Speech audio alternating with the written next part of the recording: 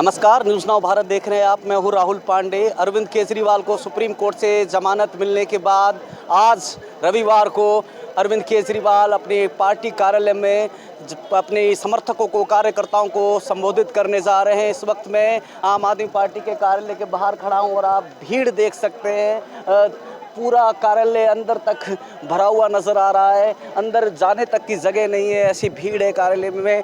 तो कहीं ना कहीं जो समर्थक हैं अरविंद केजरीवाल के और जो कार्यकर्ता है उनमें एक अपना उत्साह है, क्योंकि मुख्यमंत्री अब जमानत में बाहर आए। ये अंतरिम जमानत नहीं है, ये वो जमानत नहीं है जो सुप्रीम कोर्ट ने लोकसभा चुनाव में प्रचार के दौरान अरविंद केजरीवाल को 30 दिन की जमानत दी थी। ये जमानत है, अब इसके बाद ट्रायल चलता रहेगा। यानी अब काफ़ी समय तक अरविंद केजरीवाल जेल से बाहर है और अगर वो बरी हो जाते हैं तो फिर वो हमेशा इस केस के लिए बरी हो जाएंगे। फिलहाल वो आरोपी हैं। इस वक्त मैं आम आदमी पार्टी के कार्यालय के बाहर मौजूद हूं और अब आपको सीधा लाइव तस्वीरों में ले चलते हैं अरविंद केजरीवाल के साथ, जहां अरविंद केजरीवाल अपने पार्टी कार्यकर्ताओं को संबोधित कर रहे हैं। वंदे वंदे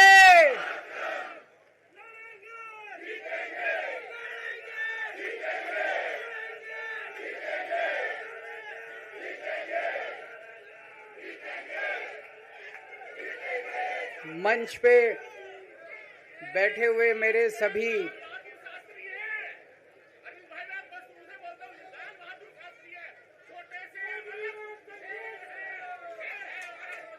शुक्रिया। मंच पे बैठे हुए मेरे आम आदमी पार्टी के सभी साथीगण, नेतागण, आज यहाँ पे इतनी बड़ी संख्या में आए हुए सभी भाइयों बहनों और जो टीवी के माध्यम से इस वक्त देश भर में लोग देख रहे हैं, उन सभी भाइयों बहनों, माताओं, बुजुर्गों, बच्चों, आप सब लोगों को मेरा नमस्कार, सबको मेरा प्रणाम। I love you too. सबसे पहले मैं ऊपर वाले का शुक्रिया अदा करता हूं, भगवान का शुक्रिया अदा करता हूं, जिनकी हमेशा हम लोगों के ऊपर बहुत कृपा रहती है, बहुत आशीर्वाद रहता है भगवान का, भोलेनाथ का, हनुमान जी का बहुत आशीर्वाद रहता है। इसी वजह से इतनी बड़ी बड़ी मुसीबतों से निकल के हम लोग आते हैं। इतने बड़े बड़े सामने हमारे दुश्मन हैं जिनसे लड़के हम लोग सफल होते हैं। एक छोटी सी पार्टी जिसने इस देश की राजनीति बदल के रख दी। मैं इसीलिए सबसे पहले ऊपर वाले का पूरे सम्मान के साथ शुक्रिया अदा करता हूं और आशीर्वाद चाहता हूं।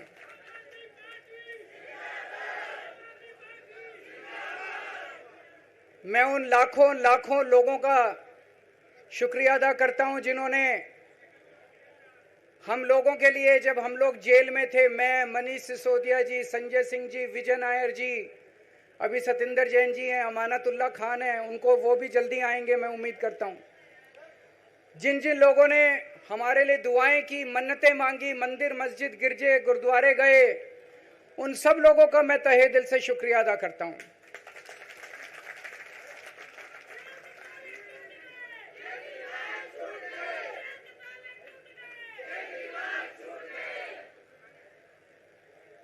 जेल में काफी वक्त मिला सोचने का, पढ़ने का, और कई किताबें पढ़ी, पॉलिटिकल किताबें पढ़ी, अपने स्वतंत्रता के आंदोलन की किताबें पढ़ी, गीता कई बार पढ़ी, रामायण पढ़ी, महाभारत पढ़ी।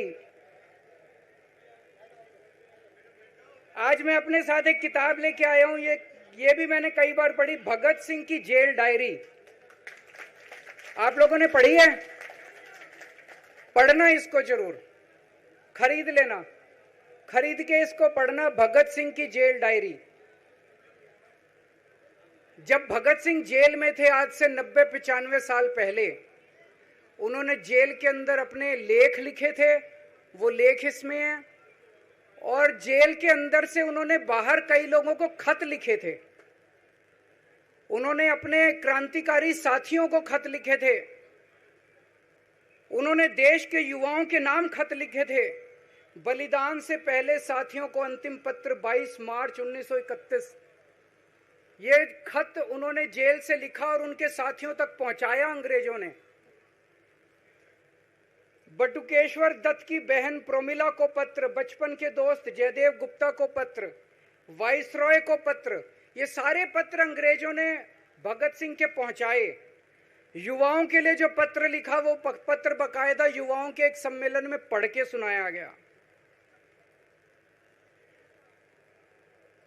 भगत सिंह की शहादत के 95 साल बाद आजाद भारत के अंदर एक क्रांतिकारी मुख्यमंत्री जेल गया।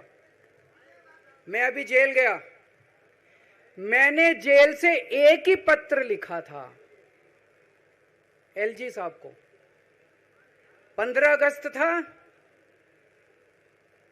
देश का स्वाधीनता दिवस था। देश के आजादी के दिवस के ऊपर दिल्ली का मुख्यमंत्री दिल्ली सरकार की तरफ से झंडा फहराता है।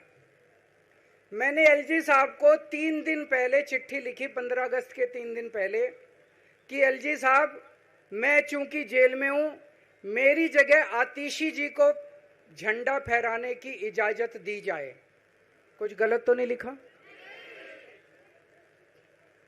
वो चिट्ठी मेरी एलजी साहब तक नहीं पहुंचाई गई, मुझे चिट्ठी वापस करी गई और मेरे को ये वार्निंग जारी की गई। ये वार्निंग भी लेके आया हूं, जिंदगी भर साथ रखूंगा ये मेरे को वार्निंग दी गई कि दूसरी बार अगर आपने एलजी साहब को चिट्ठी लिखने की हिम्मत करी तो आपके साथ जो फैमिली मुलाकात होती है हर हफ्ते, वो फैमिली मुलाकात बंद कर दी जाएगी। मैं मन में सोच रहा था, अंग्रेजों ने भी नहीं सोचा था कि आजाद भारत के अंदर 95 साल के बाद अंग्रेजों से ज्यादा क्रूर और अत्याचारी शासक इस देश के ऊपर आएगा। आपने सुना होगा बटुकेश्वर दत्त और भगत सिंह ने असेंबली में एक बम फेंका था, या सुना है सब लोगों ने? तो दोनों को जेल हुई, दोनों को एक ही जेल में रखा गया, बगल बगल वाली कोठरी में रखा गया। ये मैं चिट्ठी पढ़ के सुना रहा हूं आपको भगत सिंह की, जो उन्होंने प्रोमिला को, बटुकेश्वर दत्त की बहन को लिखा। कल रात बट्टू को किसी दूसरी जेल में भेज दिया गया है, तब तक वो उनके साथ ही था भगत सिंह के। ये चिट्ठी 17 जुलाई 1930 की है। उनकी जुदाई मेरे लिए असहाय हो रही है। भगत सिंह लिख रहे हैं बटुकेश्वर दत्त की बहन को कि बटुकेश्वर दत्त की जुदाई मेरे लिए असहनीय हो रही है। आज पहला दिन है जब मैं अपने को पूरी तरह उद्विग्न पा रहा हूं और मेरे लिए हर मिनट एक बोझ बन गया है। एक मित्र से जुदा होना सचमुच सगे भाई से भी ज्यादा प्रिय थे मेरे को बटुकेश्वर। तो दोनों साथ रहते थे। 95 साल के बाद मनीष सिसोदिया और केजरीवाल एक ही केस में जेल जाते हैं। मनीष सिसोदिया को अलग जेल में रखते हैं, मेरे को अलग जेल में रखते हैं, साथ मिलने की इजाजत नहीं दी जाती।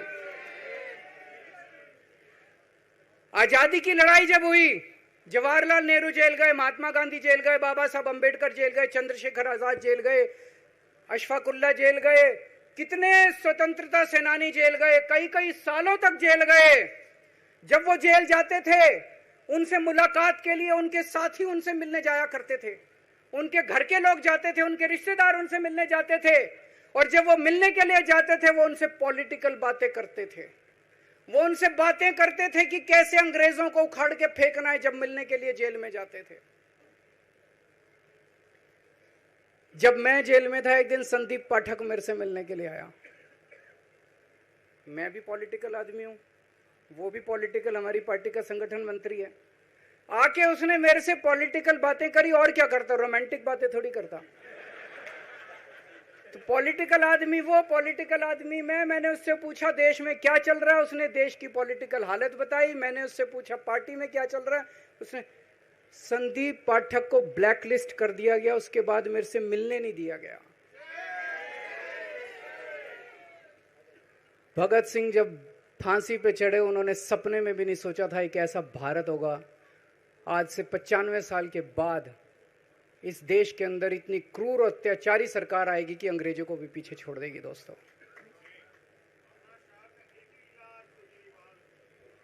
मुझे जेल क्यों भेजा इन लोगों ने? ऐसा नहीं कि केजरीवाल ने कोई भ्रष्टाचार किया, वो इनको भी पता है, मेरे को भी पता है, आपको भी पता है। इन्होंने जेल क्यों भेजा मेरे को? इनका मकसद था आम आदमी पार्टी को तोड़ना। इनका मकसद था केजरीवाल के हौसले को तोड़ना, केजरीवाल की हिम्मत को तोड़ना। इन्होंने फॉर्मूला बना रखा है। आप देख रहे हो किस तरह से एमएलए तोड़ दो, एमएलए खरीद लो, ईडी भेज के डरा दो, सीबीआई भेज के डरा दो, फर्जी केस कर दो, जेल में डाल दो, पार्टी तोड़ दो। महाराष्ट्र में कैसे उन्होंने दो दो राष्ट्रीय पार्टियां तोड़ दी, पार्टी तोड़ दो, सरकारें गिरा दो और अपनी सरकार बना लो। इनको यह लग रहा था केजरीवाल को जेल भेज देंगे तो दिल्ली में इनकी पार्टी टूट जाएगी, दिल्ली में बीजेपी की सरकार बना लेंगे। इनको लग रहा था पंजाब की सरकार तोड़ के पंजाब में हम अपनी सरकार बना लेंगे, इनके एमएलए तोड़ लेंगे। लेकिन हमारी पार्टी नहीं टूटी, हमारे एमएलए नहीं टूटे, हमारे एमएलए तो छोड़ो, कार्यकर्ता भी नहीं टूटे। इनकी बड़ी बड़ी साजिशों के खिलाफ, बड़े बड़े षड्यंत्रों के खिलाफ केवल आम आदमी पार्टी में ताकत है जो आज इनका सामना कर रही है। इनको लगा केजरीवाल के हौसले तोड़ देंगे। आज मैं आपके सामने खड़ा हूं और मैं पूरे विश्वास के साथ कह रहा हूं कि जेल के इन 150-200 दिन जो मैं जेल में रहा, इन दिनों ने मेरे हौसले को और 100 गुना बढ़ा दिया है, कम करने की बजाय। ये लोग पूछते हैं कि केजरीवाल जब जेल में था इसने इस्तीफा क्यों दिया, क्यों नहीं दिया? जेल में से सीएम के पद से इस्तीफा क्यों नहीं दिया? मैंने इस्तीफा इसलिए नहीं दिया क्योंकि मैं देश के जनतंत्र को बचाना चाहता था। इन्हें जो इतने फॉर्मूले बना रखे हैं, एमएलए तोड़ दो, पार्टियां तोड़ दो, एमएलए खरीद लो, डरा दो, अब एक फॉर्मूला और इन्होंने नया बनाया है। जहां जहां ये चुनाव हारे वहां वहां के मुख्यमंत्री पे फर्जी केस करके उसको गिरफ्तार कर लो और उसकी सरकार गिरा दो। अगर मैं इस्तीफा दे देता, अगर मैं हेमंत सोरेन साहब ने इस्तीफा दिया, मैं भी इस्तीफा दे देता। इन्होंने सीतारमैया पे भी अभी केस किया है, सीतारमैया साहब के ऊपर। इन्होंने पिनाराई विजयन के ऊपर भी केस कर रखे हैं, ममता दीदी के ऊपर केस कर रखे हैं। ये एक ऑपोजिशन के मुख्यमंत्री को नहीं छोड़ते, एक एक को पकड़ के फर्जी केस कर करके उनको जेल में डाल देते और एक एक की सरकार गिरा देते। मैं जेल में गया, अभी 10 दिन पहले सुप्रीम कोर्ट की एक बेंच ने पूछा सरकार से कि जेल के अंदर से सरकार क्यों नहीं चल सकती। बड़ा आप लोगों ने अखबार में, सुप्रीम कोर्ट ने पूछा है केंद्र सरकार से कि जेल के अंदर से सरकार क्यों नहीं चल सकती, तो जेल के अंदर से सरकार साबित कर दिया हमने। अब मैं देश के सारे नॉन बीजेपी मुख्यमंत्रियों से हाथ जोड़ के विनती करना चाहता हूं, अब अगर प्रधानमंत्री जी हिम्मत करें आप पे फर्जी केस करके आपको जेल में डालें, इस्तीफा मत देना, किसी हालत में इस्तीफा मत देना। जेल से सरकार चलाना हम सबको मिलके, ऐसा नहीं कि हम पद के लालची हैं, ऐसा नहीं कि मुख्यमंत्री पद हमारे लिए महत्वपूर्ण है, इसलिए क्योंकि हमारे लिए हमारा संविधान जरूरी है, हमारा देश जरूरी है, जनतंत्र जरूरी है, जनतंत्र को बचाना जरूरी है। इतने भारी बहुमत से जीती हुई सरकार, एक बार 70 में से 67 सीट आई, एक बार 70 में से 62 सीट आई, और आप पकड़ के जेल में डाल दोगे और कहोगे इस्तीफा दे। मैं सारे मुख्यमंत्रियों से आज हाथ जोड़ के विनती करना चाहता हूं, इनका ये नया फॉर्मूला भी आम आदमी पार्टी ने फेल कर दिया है, जो इन्होंने नया फॉर्मूला बनाया।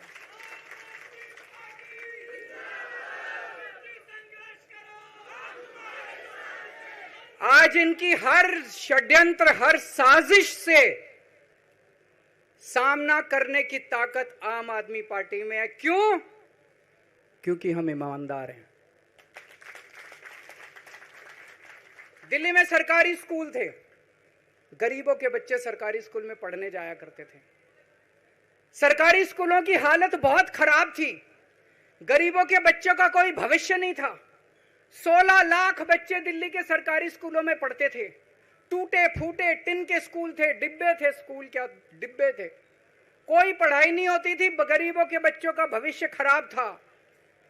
उन गरीबों के बच्चों को पिछले 10 साल के अंदर 18 लाख बच्चों को हमने सरकारी स्कूल अच्छे बना के भविष्य दिया है। हम ये कैसे कर पाए? हम ये कर पाए क्योंकि हम ईमानदार हैं। आज अगर किसी के घर में कोई बीमार हो जाए, प्राइवेट में ले जाओ, लाखों लाखों रुपए खर्च हो जाते हैं। अगर थोड़ी सी सीरियस बीमारी हो, छोटी सी बीमारी हो, 10-15 हजार रुपए कहीं नहीं गए। इन बड़े बड़े अस्पतालों में ले जाओ। दिल्ली के अंदर हर सरकारी अस्पताल को शानदार बनाया, नए नए सरकारी अस्पताल खोले, गली गली में मोहल्ला क्लिनिक खोला। लोगों की, चाहे अमीर हो चाहे गरीब हो, सबका इलाज, सबकी दवाइयां, सबके टेस्ट, पूरा इलाज मुफ्त कर दिया। क्यों? क्योंकि हम ईमानदार हैं।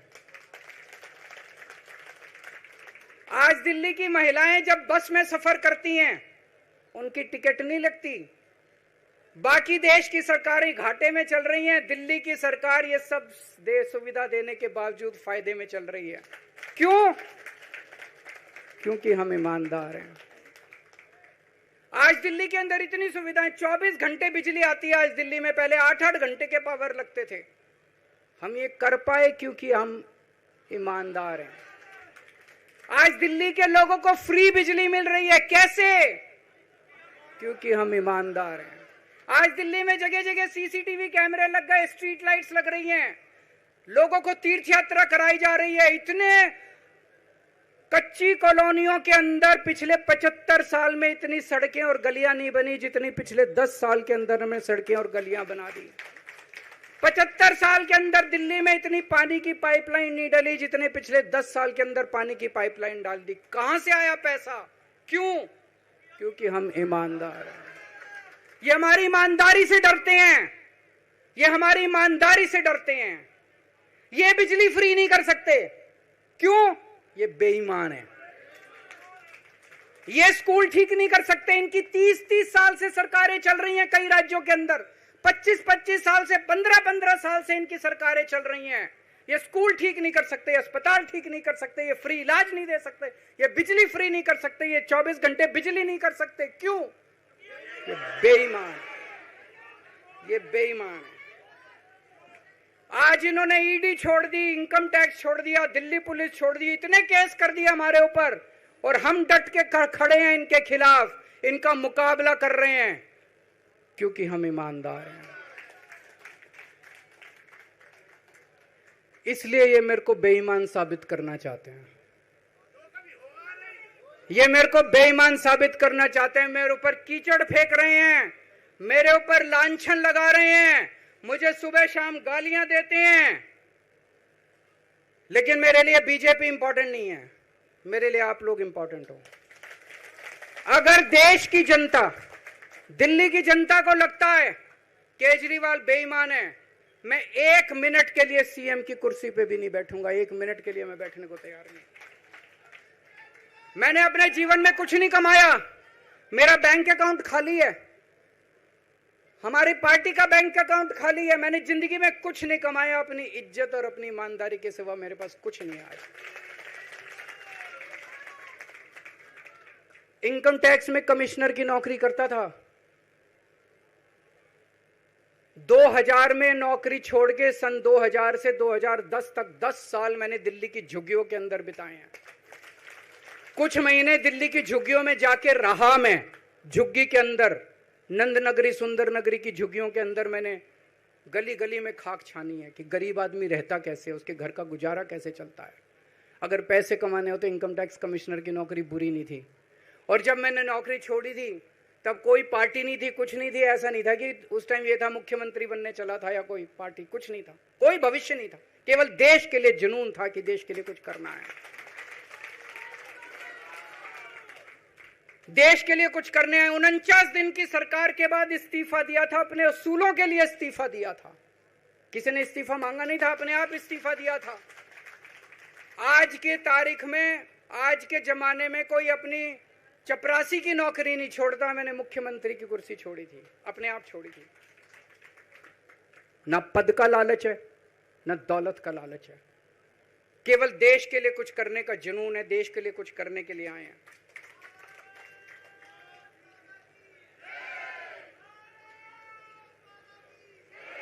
इन्होंने मेरे ऊपर आरोप लगाए, मनीष जी के ऊपर आरोप लगाए हैं। इस देश का जो सबसे कठोर कानून है, ईडी का कानून, पीएमएलए, जिसमें बेल भी नहीं मिलती, बेल मिलनी भी मुश्किल है, उसके अंदर हमारे ऊपर तरह तरह के इन लोगों ने आरोप लगाए हैं।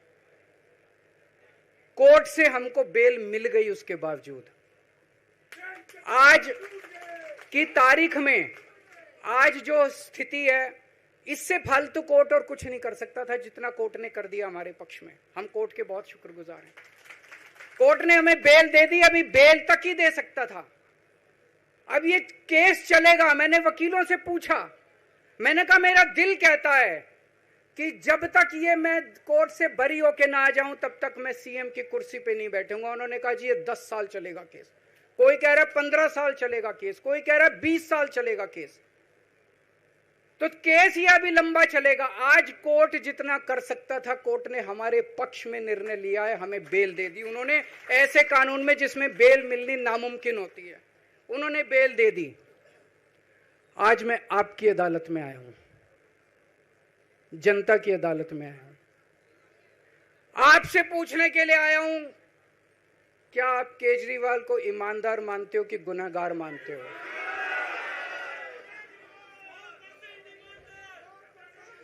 मैं दिल्ली की जनता से पूछना चाहता हूं, मैं देश की जनता से पूछना चाहता हूं कि क्या केजरीवाल ईमानदार है कि गुनहगार है? दोस्तों, 2 दिन के बाद, आज से 2 दिन के बाद मैं सीएम की कुर्सी से इस्तीफा देने जा रहा हूं।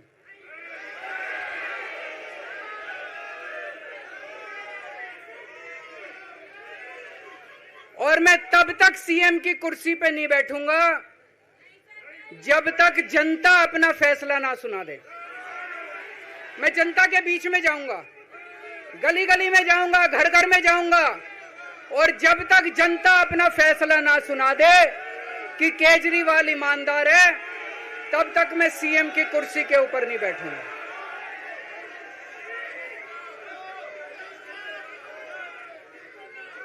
आज से कुछ महीने बाद चुनाव है, दिल्ली के चुनाव है। मैं जनता को निवेदन करना चाहता हूं, अपील करना चाहता हूं, अगर आपको लगता है केजरीवाल ईमानदार है, मेरे पक्ष में वोट दे देना।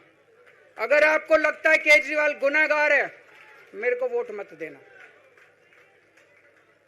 आप अगर मेरे को, आपका एक एक वोट मेरी ईमानदारी का सर्टिफिकेट होगा। अगर आप मेरे को वोट देके जिताओगे और अगर आप कहोगे कि केजरीवाल ईमानदार है, तो चुनाव के बाद, उसके बाद जाके मैं सीएम की कुर्सी पे बैठूंगा। तब तक मैं सीएम की कुर्सी पे नहीं बैठूंगा।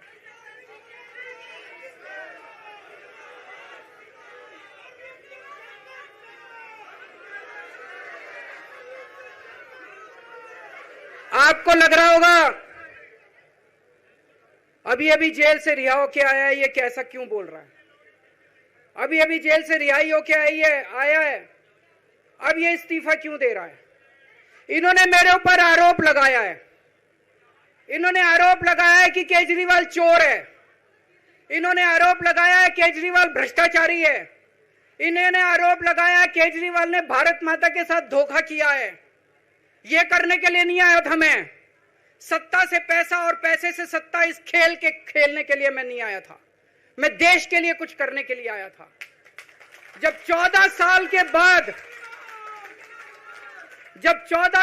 बाद भगवान राम वनवास से लौटे, सीता मैया को अग्नि परीक्षा देनी पड़ी थी। आज मैं जेल से आया हूं, मैं अपनी अग्नि परीक्षा देने के लिए तैयार हूं।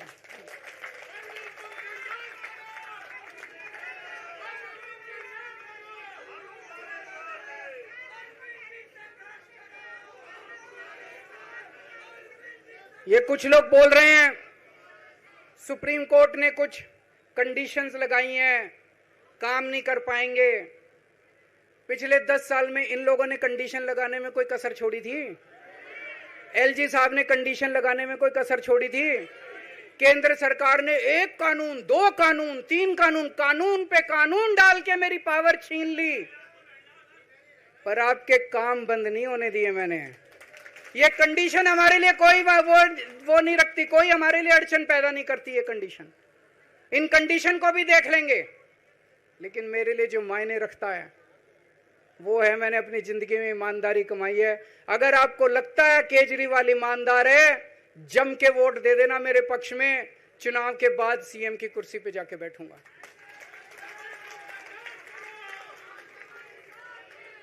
फरवरी में चुनाव है।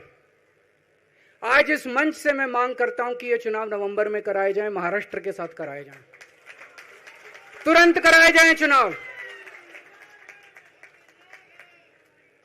और जब तक आपका फैसला नहीं आएगा तब तक मैं जिम्मेदारी नहीं संभालूंगा। और मैं जब तक चुनाव नहीं होते, मैंने जैसे बताया 2 दिन के बाद मैं अपना इस्तीफा दूंगा। जब तक चुनाव नहीं होते तब तक मेरी जगह आम आदमी पार्टी से कोई और मुख्यमंत्री बनेगा। अगले 2-3 दिन के अंदर विधायक दल की मीटिंग होगी और विधायक दल की मीटिंग में अगले मुख्यमंत्री के नाम का तय किया जाएगा। मैं मनीष जी से बात कर रहा था। जो पीड़ा मेरे मन में है वो पीड़ा मनीष जी के मन में भी है। इनके लिए भी वही सब कहा गया जो मेरे लिए कहा गया है। मनीष जी का भी कहना है कि ये दिल्ली के उप मुख्यमंत्री और शिक्षा मंत्री और मंत्री का पद तभी संभालेंगे जब दिल्ली की जनता कहेगी कि मनीष सिसोदिया ईमानदार है। तो मैं और मनीष सिसोदिया हम दोनों का फैसला आपके हाथ में है, जनता के हाथ में है। हम दोनों जनता की अदालत में जा रहे हैं। गली गली जाएंगे, जनता के बीच में जाएंगे और उनसे पूछेंगे। अगर जनता कहेगी ईमानदार है तो हम आके इसकी कुर्सी पे बैठेंगे। 2020 में आया था मैं। 2020 में मैंने कहा था, मैंने अगर काम किया हो तो मेरे को वोट देना और काम नहीं किया हो तो वोट मत देना। कहा था कि नहीं कहा था? आज मैं आपके बीच में आया हूं। मैं कह रहा हूं अगर मैं ईमानदार हूं तो वोट देना, अगर मैं बेईमान हूं तो वोट मत देना, बिल्कुल मत देना।